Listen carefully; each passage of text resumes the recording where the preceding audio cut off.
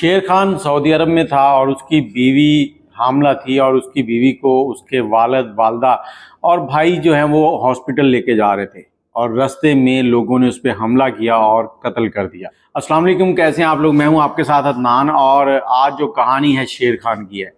शेर खान अपने घर में बड़ा बेटा था और गुस्से का बहुत तेज था। इसका वालिद हमेशा इसके गुस्से से डरता था कि कहीं वो ऐसी मुसीबत ना ले आए कि हमें बाद में पछताना पड़े, तो इसलिए वो हर वक्त इसके पीछे पीछे रहता था और इसे समझाता रहता था। उसकी वालदा भी उसे यही कहती थी, बेटा कुछ गलत ना करना, लेकिन शेर खान कहता था, माँ जी आप परेशान ना हो, मैं ऐसी कोई काम नहीं करूँगा जिससे आपको कभी कोई परेशानी हो।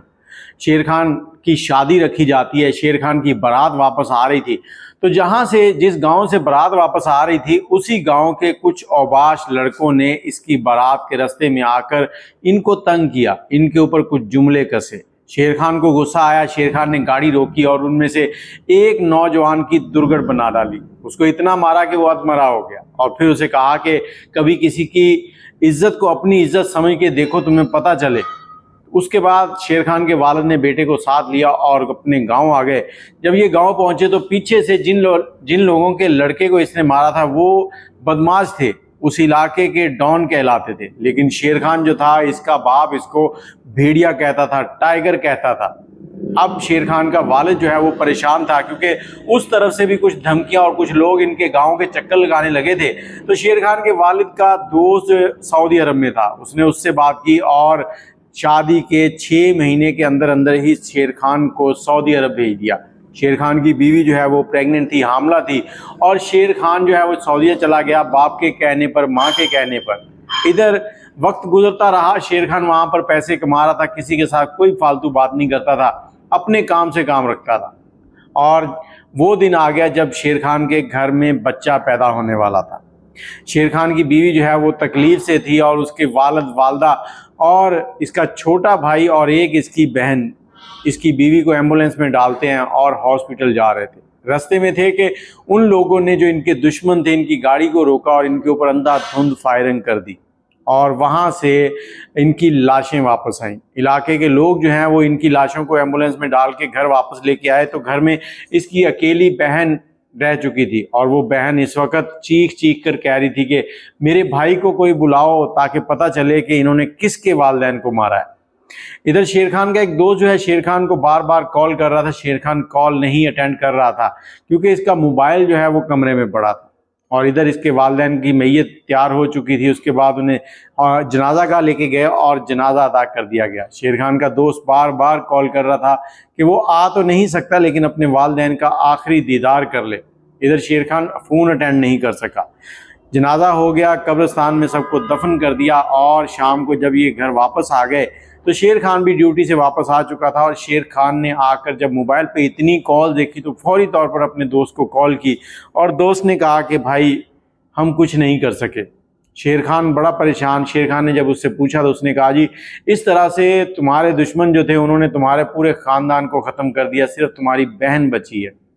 अब शेर खान बहुत परेशान था। शेर खान ने फौरी तौर पर छुट्टी के लिए दरख्वास्त दी। इसका कफील जो था उसने छुट्टी लगाई और तीसरे दिन जो है शेर खान पाकिस्तान पहुंच गया। पाकिस्तान पहुंचा और पहुंचते ही इसने अपने घर का रुख किया। घर पहुंचा, घर पहुंचकर इसने गुस्से में सबसे कहा कि सब उठ के चले जाओ, क्योंकि इसके घर में फातिहा के लिए लोग आ रहे थे, मातम के लिए आ रहे थे। तो इसने पहले औरतों को कहा कि आप सब चले जाएं, यहाँ कोई मातम नहीं करेगा। और उसके बाद अपने जो दोस्त थे, जो बाहर मोहल्ले के लोग आए बैठे थे, उनको कहा कि आप लोग भी जा सकते हैं, यहाँ किसी की ज़रूरत नहीं है। तो सबके सब उठ के चले गए और शेर खान अपनी बहन के पास गया और उसे कहता कि मैं जब तक अपने वालिदैन का बदला नहीं लेता तब तक मैं मातम नहीं करूँगा। शेर खान की बहन जो है वो उसे समझाती है कि भाई हमारा अब दुनिया में कुछ कोई नहीं है, मेरा वाहिद सहारा तुम ही हो, अगर तुम्हें कुछ हो गया तो मैं कहाँ जाऊँगी, तो लिहाजा कोई ऐसा काम ना करना कि जिससे मैं अकेली हो जाऊं और तुम मुझसे दूर चले जाओ। अब शेर खान अपने घर पे ही रहता और शेर खान का नाम टाइगर, भेड़िया इसीलिए रखा गया था कि वो रात के अंधेरों में ऐसे काम कर जाता था कि लोगों को खबर तक भी नहीं होती थी और वो काम करके आ जाता था। अब शेर खान जो है मौके की तलाश में था। एक रोज़ शेर खान को किसी ने बताया कि तुम्हारे जो मुखालिफ हैं वो यहाँ से हिजरत कर गए हैं, क्योंकि उन्होंने बहुत कोशिश की कि शेर खान के साथ सुलह कर ली जाए, लेकिन शेर खान ने कहा कि मैं सुलह नहीं करूँगा। अब उन्होंने हिजरत की, शेर खान को बताया तो शेर खान कहता है कि वो कहीं भी चले जाएं, उनको मरने से कोई नहीं रोक सकता। शेर खान ने कुछ दिनों के बाद प्लान बनाया, जब अपनी बहन को नींद की गोलियां दी और उसके बाद आधी रात के वक्त घर से निकला और उस इलाके में पहुंच गया जहां वो दुश्मन इसके जा चुके थे। अब जैसे ही उनके घर पहुंचता तो घर में 4 अफराद थे, चारों को इसने गोलियां मारी और कोई सुराग नहीं छोड़ा और उसके बाद अपने घर वापस आ गया रात की तारीकी में। सुबह हुई, उस घर के लवाहिकीन जो थे उन्होंने देखा तो वहां कहराम मच गया और शेर खान के ऊपर FIR कटवा दी गई। शेर खान की बहन जो है वो परेशान थी। शेर खान ने अपने दोस्त को बुलाया और उसे कहा कि मेरी बहन तुम्हारी बहन है, इसका ख्याल रखना और मेरे लिए एक वकील का बंदोबस्त करो और जो भी खर्चा होता है वो करो। और इधर इसका वकील जो था वो सारी कार्रवाई करता है। जो मुखालिफ वकील था उनसे कोई भी सबूत जो है पेश नहीं किए जाते कि जिससे लगे कि शेर खान ने ये कत्ल किए हैं। शेर खान तकरीबन 4 महीने जेल में रहने के बाद जमानत पर रिहा हो जाता है। केस अभी चल रहा था और उसके बाद तकरीबन 8 महीने और सब्र करता है। 8 महीने के बाद फिर इसी तरह से एक रात शेर खान निकलता है और उसी खानदान के घर पहुंचता है। वहां पहुंचने पर 6 लोग और उनके घर में थे, उन 6 को भी गोलियां मारता है और गोलियां मारने के बाद फिर रात के अंधेरे में वापस आ जाता है। शेर खान जो है अपने 5 लोगों का बदला ले रहा था। उसने 5 की जगह उनके 10 लोग मार दिए थे। शेर खान को दुख था कि इसकी हामला बीवी जो है उसके पेट में इसका होने वाला बच्चा था, जिसने दुनिया में आने से पहले ही मौत को देख लिया। और इसके बाद शेर खान को गिरफ्तार कर लिया जाता है क्योंकि मुखालिफ पार्टी जो है वो FIR शेर खान के ऊपर करवाती है और उस FIR के बाद शेर खान तकरीबन 8 महीने से जेल में है। अब उम्मीद है कि शेर खान जो है वो बहुत जल्द बाहर आ जाएगा क्योंकि उसके खिलाफ कोई भी ऐसे शवाहिद नहीं मिले जिनसे ये साबित हो सके कि ये कत्ल शेर खान ने किए हैं। शेर खान बाहर आएगा, लेकिन यहाँ पर मैं आप सबको नसीहत करना चाहूँगा कि सबकी माएँ बहनें एक जैसी होती हैं, सबको अपनी माएँ बहनें समझें और किसी के साथ ज़्यादती ना करें। और सबसे इम्पॉर्टेंट कि कभी भी किसी शरीफ आदमी को इतना तंग ना करें कि वो बदमाश बन जाए, क्योंकि जो शरीफ होता है जब बदमाश बनता है तो उससे ऐसा बदमाश आपको दुनिया में नहीं मिलता। वो अपनी ज़िंदगी दांव पर लगा के निकलता है। ऐसा ही कुछ शेर खान ने भी किया था। और सिर्फ लड़ाई क्या हुई थी कि उन लोगों ने आकर इनकी कार को रोका और कुछ जुमले कसे थे और उन जुमले कसने की वजह से इतनी हंगामा हुआ कि 5 उस ख़ानदान के लोग, 10 मुखालिफ ख़ानदान के लोग जो हैं वो कत्ल हो गए।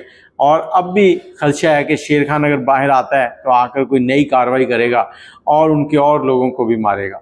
और इधर शेर खान ने अपनी बहन के लिए एक रिश्ता भी ढूंढ रखा है और अपनी बहन के हाथ पीले करना चाहता है। और उसकी बहन कहती है कि नहीं भाई, पहले तुम शादी करो। वो कहता नहीं, मैं तो शादी करूंगा ही नहीं, मेरी ज़िंदगी अब इन जंगलों में गुजरेगी और इस पूरे ख़ानदान को मैं इस सफ़ा हस्ती से मिटा दूंगा।